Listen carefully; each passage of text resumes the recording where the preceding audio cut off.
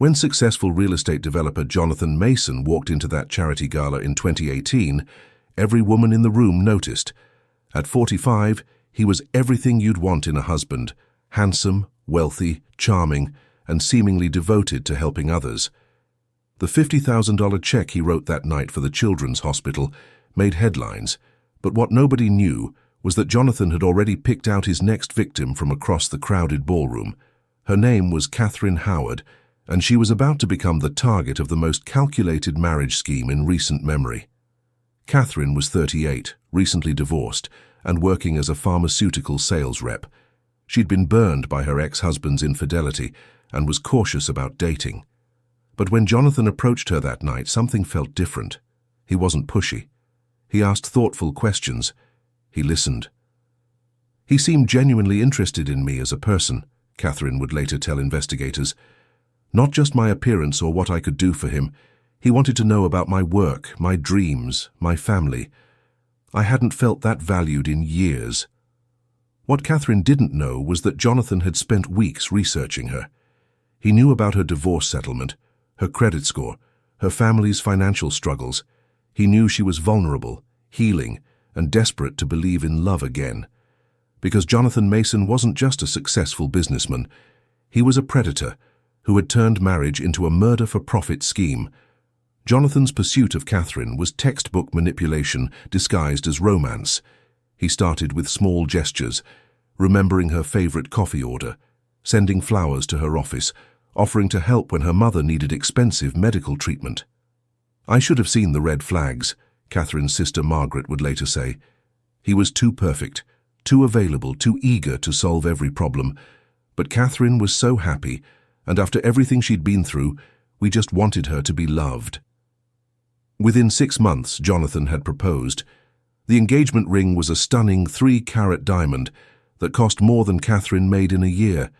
He planned an elaborate proposal at the same charity gala where they'd met, complete with a violinist and her entire family flown in from across the country. But here's what nobody knew. Jonathan had done this exact same thing before. 3 times, to be exact. The first was Patricia Williams in 2009. She died in a car accident just 8 months after their wedding, leaving Jonathan as the sole beneficiary of her $400,000 life insurance policy. The second was Maria Rodriguez in 2013.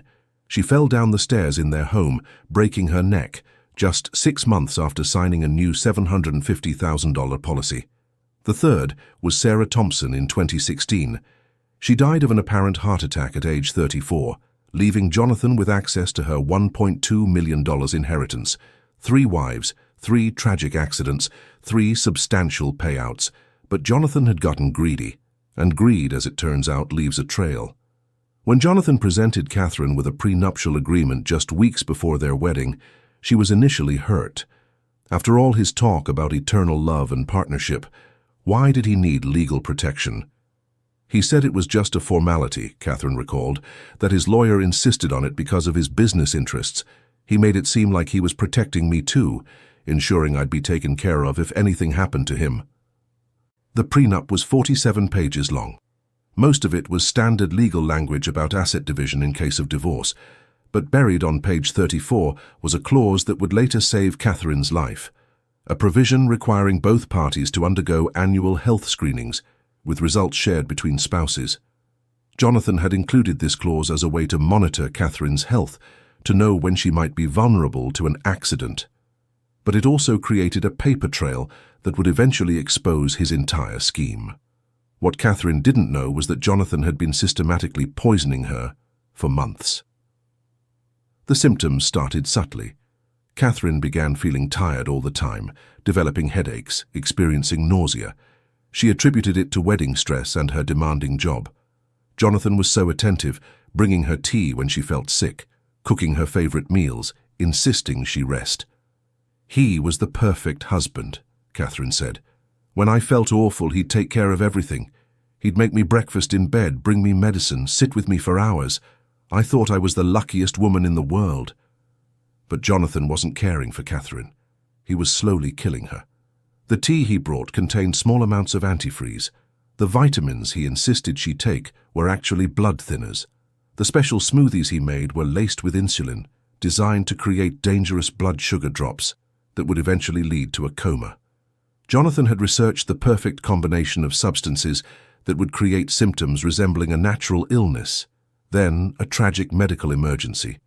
He'd learned from his previous murders, refining his technique with each wife, but this time he'd made a crucial mistake. Catherine's decline accelerated rapidly after their honeymoon.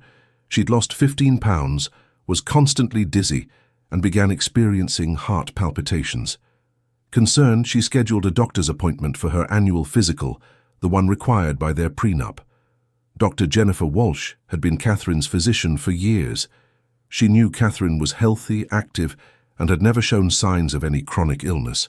The test results that came back in October 2019 made no sense. Catherine's blood work showed levels of ethylene glycol, antifreeze, that should have killed her, Dr. Walsh explained. She also had dangerously high levels of warfarin, a blood thinner, and clear signs of chronic insulin poisoning. These weren't medications she was taking. Someone was giving them to her. Dr. Walsh immediately called the police. Catherine was rushed to the hospital, where doctors worked frantically to flush the toxins from her system. She spent 4 days in intensive care, her body fighting off what should have been a fatal combination of poisons. But the most chilling discovery was yet to come. Detective Lisa Martinez had seen domestic violence cases before, but something about Catherine's situation felt different. When she ran a background check on Jonathan Mason, she found something that made her blood run cold. 3 previous wives, 3 suspicious deaths, 3 massive insurance payouts. At first I thought it might be a coincidence, Detective Martinez said, but when I looked closer the pattern was undeniable. Each wife had died within the first year of marriage. Each had recently increased their life insurance. Each had shown symptoms of mysterious illness in the weeks before their death. The investigation that followed revealed the full scope of Jonathan's crimes. He had been studying his victims for months before making contact, learning their vulnerabilities, their financial situations, their family dynamics. He presented himself as their savior, solving their problems, making them dependent on him. Then he married them, isolated them, and slowly murdered them. When police searched Jonathan's home, they found a workshop of death in his basement. Bottles of antifreeze, insulin, and various blood thinners were hidden behind false walls. A computer contained detailed research on untraceable poisons, symptoms of various toxins, and insurance fraud techniques. But the most damning evidence was Jonathan's journal. Wife number 4 responding well to treatment, one entry read. Symptoms progressing faster than expected. May need to accelerate timeline. Another entry detailed his plans. C becoming suspicious of daily vitamins. Will switch to tea delivery method. Target completion by Christmas. Jonathan had documented everything. His research, his methods, his victims' symptoms, even his excitement about their deteriorating health. He'd kept photos of his dying wives, notes about their insurance policies, calculations about his profits. He'd written about Catherine like she was a business transaction, not a human being. When Jonathan Mason went on trial in 2020, the evidence against him was overwhelming. Prosecutors presented testimony from doctors, toxicologists, and insurance investigators. They showed the jury Jonathan's journal, his research, his carefully planned timeline for murdering his 4th wife. But the most powerful testimony came from Catherine herself. I trusted him completely, she said from the witness stand. I believed he loved me. I defended him when people said he was too good to be true. I was planning to have his children, to grow old with him, and all that time, he was planning to kill me. The prosecution revealed how Jonathan had specifically targeted vulnerable women, recently divorced, financially struggling, emotionally wounded. He'd used their pain against them, offering comfort and security while planning their deaths. He didn't just steal their money, Prosecutor Michael Thompson told the jury. He stole their hope, their trust, their belief in love itself, and then he murdered them for profit.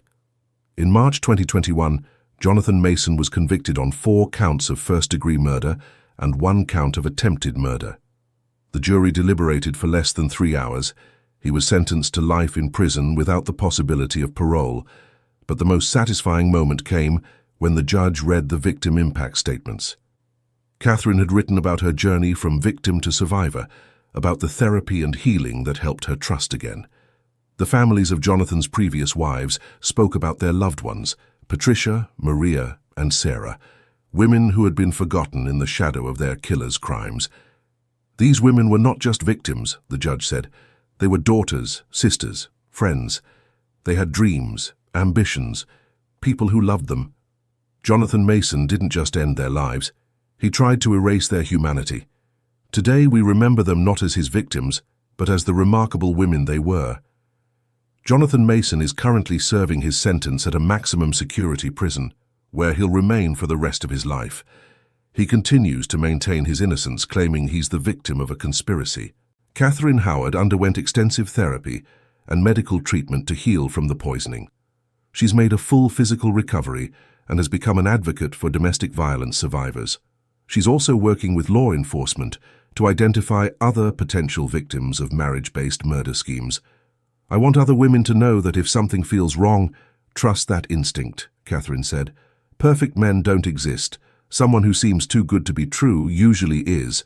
And if you're feeling sick and can't figure out why, especially if only one person is taking care of you, get help immediately." The case has led to new protocols for investigating suspicious deaths of recently married individuals.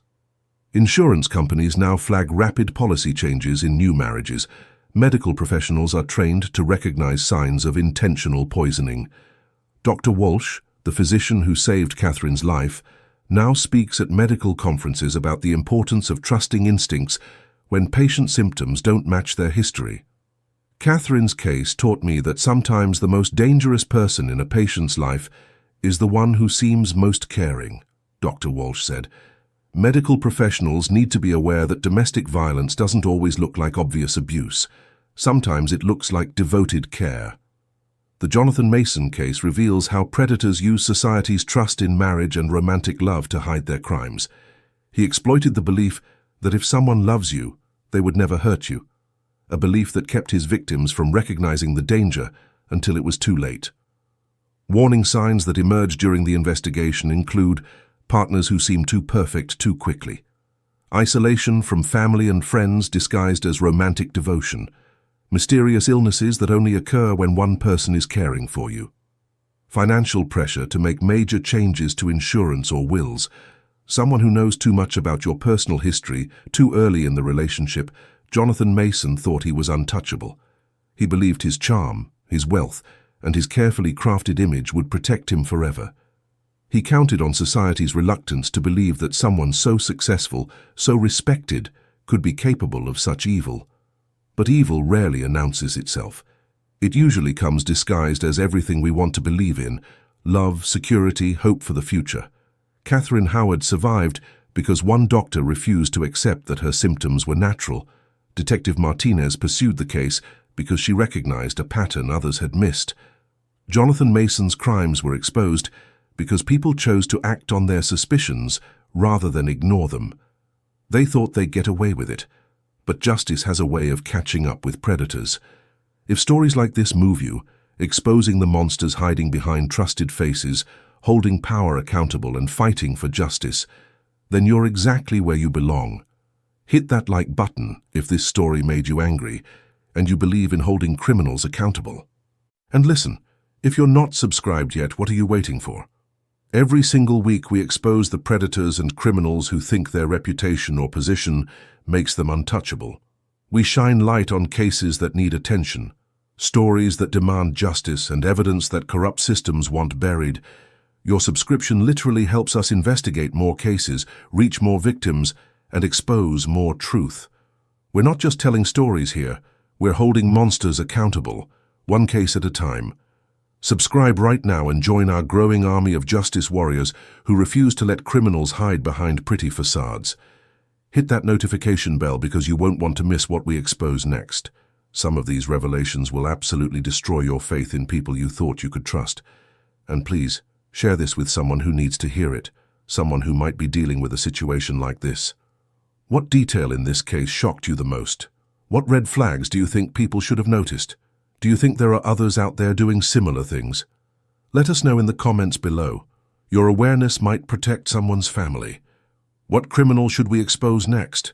Let us know in the comments below. Until next time, remember, they thought they'd get away with it, but they never do.